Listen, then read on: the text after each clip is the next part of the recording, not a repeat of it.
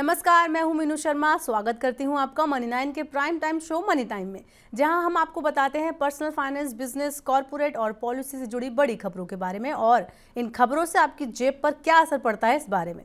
तो चलिए शुरू करते हैं आज का खबरों का सफर। अगर आप जुर्माना देने से बचना चाहते हैं तो 31 अगस्त से पहले अपने इनकम टैक्स रिटर्न को वेरीफाई जरूर कर लें। भरे गए आईटीआर को वेरीफाई करने की आखिरी तारीख 31 अगस्त अब नजदीक आ गई है। आईटीआर भरने के बाद 30 दिनों के अंदर वेरिफिकेशन करना जरूरी होता है। अगर 31 अगस्त तक आईटीआर वेरीफाई नहीं हुआ तब दोबारा से आईटीआर फाइल करना होगा और इसके लिए आपको जुर्माना भी भरना होगा। इसलिए अगर आपने अभी तक अपना आईटीआर वेरीफाई नहीं किया है तो सबसे पहले सारे काम छोड़कर आईटीआर वेरीफाई कर लें। एक्सिस बैंक ने अपने ग्राहकों को झटका दिया है। बैंक ने फिक्स डिपॉजिट पर ब्याज दरों को घटा दिया है। बैंक ने 2 करोड़ रुपए से कम वाली एफडी पर ब्याज दर में 10 आधार अंक की कटौती की है। एफडी पर नई ब्याज दरें 28 अगस्त से प्रभावी हो चुकी हैं। एक्सिस बैंक ने 2 साल से 30 महीने से कम वाली एफडी पर ब्याज दर 7.20% से घटाकर 7.10% कर दी है। ब्याज दर में बदलाव के बाद एक्सिस बैंक की 7 दिनों से लेकर 10 साल तक की अवधि की एफडी पर अब 3.5% से लेकर 7.10% तक का ब्याज मिलेगा। त्योहार से पहले सोने चांदी में उछाल आने लगा है। दिल्ली सराफा बाजार में लगातार दूसरे दिन सोने में तेजी आई है। सोना 250 रुपए की बढ़त के साथ 59,800 रुपए प्रति 10 ग्राम हो गया। वहीं चांदी की कीमत भी 600 रुपए के उछाल के साथ 77,100 रुपए प्रति किलोग्राम पर पहुंच गई है। इस सप्ताह महत्वपूर्ण अमेरिकी महंगाई दर और नौकरियों के आंकड़े आने हैं। इससे पहले डॉलर और बॉन्ड यील्ड घटने से सोने और चांदी की कीमतों में बढ़ोतरी हुई है। अगर आप सोने चांदी में निवेश करते हैं तो ये खबर आपके काम की है। एनालिस्ट का मानना है कि सोने से ज़्यादा चांदी की कीमतों में उछाल आ सकता है। एनालिस्ट का कहना है कि इस साल दिसंबर तक चांदी की कीमत 90,000 रुपये प्रति किलोग्राम तक पहुंच सकती है। अगस्त की शुरुआत में गोल्ड सिल्वर रेशियो 85 के आसपास था, जो अब गिरकर 80 के स्तर से नीचे चला गया है। गोल्ड सिल्वर रेशियो वह मेट्रिक है जिसका उपयोग गोल्ड और सिल्वर की वैल्यू के बीच रिश्ते को समझने के लिए किया जाता है।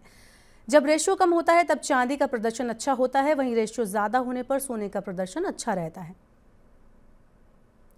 रजिस्टर्ड एनालिस्ट की फर्जी प्रोफाइल बनाकर ठगी करने वालों पर सेबी लगाम कसने जा रही है। इसके लिए एक नया पेमेंट मैकेनिज्म बनाने की तैयारी चल रही है। सेबी ने इस मामले पर एक कंसल्टेशन पेपर जारी किया है। फर्जीवाड़े पर रोक लगाने के लिए सेबी ने रजिस्टर्ड इन्वेस्टमेंट एनालिस्ट और रिसर्च एनालिस्ट की एक वेबसाइट बनाने का प्रस्ताव किया है। इसके तहत सभी मेंबर्स पोर्टल पर रजिस्टर्ड होंगे। इसकी मदद से निवेशक असली और नकली एनालिस्ट की पहचान कर सकेंगे। चुनाव जीतने के लिए मतदाताओं के किए गए मुफ्त वादे अब राज्य सरकारों को भारी पड़ रहे हैं। कई राज्य सरकारें मुफ्त वादों को पूरा करने के लिए अधिक कर्ज देने को मजबूर हो सकती हैं। स्टेट डेवलपमेंट लोन का इस्तेमाल करने में आंध्र प्रदेश, तेलंगाना, केरल और पंजाब सबसे आगे रह सकते हैं। पिछले वित्त वर्ष में राज्यों में करीब 7.58 लाख करोड़ रुपए बाजार से उधार लिए थे। स्टेट बैंक ऑफ इंडिया के इकोनॉमिक रिसर्च डिपार्टमेंट में मार्च में एक रिपोर्ट जारी की गई थी। इसमें कहा गया कि वित्त वर्ष 2023-24 में राज्य सरकारें बाजार से 8.2 लाख करोड़ रुपए उधार ले सकती हैं। अब आपको बताते हैं एक अच्छी खबर। एलपीजी गैस सिलेंडर 200 रुपये सस्ता हो गया है। सरकार ने महंगाई से राहत देने के लिए रसोई गैस सिलेंडर के दाम सभी उपभोक्ताओं के लिए 200 रुपये घटाने की घोषणा की है। केंद्रीय मंत्रिमंडल ने सभी 33 करोड़ रसोई गैस उपभोक्ताओं के लिए एलपीजी सिलेंडर के दाम 200 रुपये कम करने का निर्णय लिया है। उज्ज्वला योजना के लाभार्थियों को कुल 400 रुपये की गैस सब्सिडी मिलेगी। उन्हें पहले से ही 200 रुपये की सब्सिडी मिल रही है। इस फैसले के बाद दिल्ली में एलपीजी सिलेंडर की कीमत बुधवार से 903 रुपये होगी, जो अभी तक 1,103 रुपये थी। उज्ज्वला योजना के लाभार्थियों को एलपीजी सिलेंडर 703 रुपये में मिलेगा। रुपए में एक बार फिर कमजोरी आना शुरू हो गई है। मंगलवार को रुपया 8 पैसे टूटकर 82.71 प्रति डॉलर पर आ गया। वैश्विक बाजारों में डॉलर और कच्चे तेल की कीमतों में मजबूती लौटने से रुपए पर दबाव बढ़ा है। शेयर बाजारों से विदेशी निवेशकों के निकलने से भी रुपया कमजोर हुआ है। सोमवार को रुपया 1 पैसे की तेजी के साथ 82.63 प्रति डॉलर पर बंद हुआ। रुपए के कमजोर होने से देश में आयातित महंगाई बढ़ने का खतरा होता है। जीडीपी की ग्रोथ अप्रैल जून में 7.7% रहने की उम्मीद है। अगर ऐसा होता है तो ये 4 तिमाहियों में सबसे ज्यादा वृद्धि दर होगी। इस साल जनवरी मार्च तिमाही में जीडीपी ग्रोथ 6.1% थी। अप्रैल जून 2022 में ये दर 13.1% थी। वित्त वर्ष 2022-23 में जीडीपी ग्रोथ 7.2% थी। जीडीपी की मजबूत ग्रोथ में बेहतर घरेलू मांग और सरकार के पूंजीगत खर्च बढ़ाने का बड़ा हाथ होगा।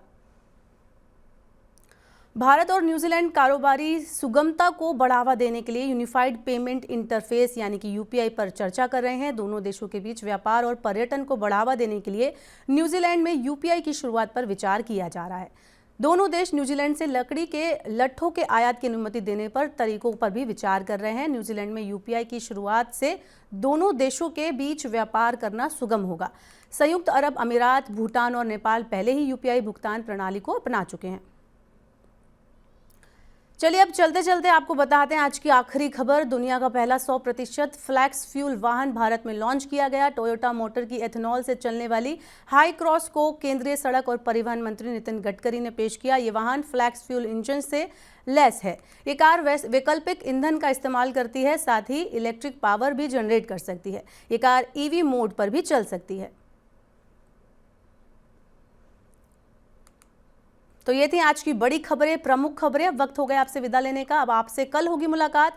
पर्सनल फाइनेंस से जुड़ी खबरों को पढ़ने के लिए, समझने के लिए हमारी वेबसाइट www.money9.com पर आप जा सकते हैं। यहाँ पर आप 7 भाषाओं में पढ़ सकते हैं, समझ सकते हैं पर्सनल फाइनेंस से जुड़ी सभी खबरों को। वहीं खास कार्यक्रम देखने के लिए मनी9 के ऐप को अगर आपने डाउनलोड नहीं किया है तो तुरंत डाउनलोड कर लें। आज का हमारा मनी टाइम आपको कैसा लगा, नीचे कमेंट बॉक्स में हमें अपनी राय जरूर दें। मुझे दीजिए इजाजत। नमस्कार, शुभ रात्रि।